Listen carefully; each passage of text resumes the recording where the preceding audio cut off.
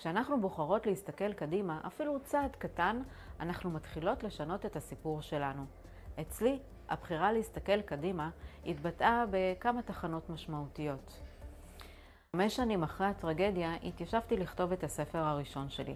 זה היה תהליך כואב ומרפא בו זמנית. אחר כך הגיעו עוד 2 ספרים. כל אחד מהם סימן דרך שלי להתקדמות. הכתיבה אפשרה לי להוציא את הכאב החוצה ולהפוך אותו ליצירה שמדברת לעולם. היום, כשאני מביטה אחורה, אני רואה שכל פעם שבחרתי ליצור, בין אם זו הרצאה, ספר או את הקורס הזה, בעצם בחרתי לא להיתקע בעבר. בחרתי להתקדם, להעניק לעבר משמעות מעבר לכאב ולבנות ממנו עתיד. בואי נעבור לתרגיל כתיבה.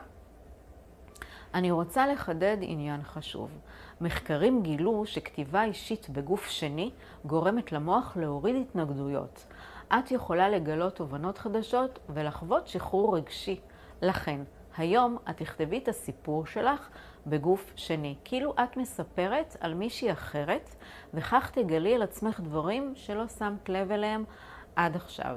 זה הצעד הראשון לבנות את הדרך החדשה שלך, עם פחות פחד ויותר חופש.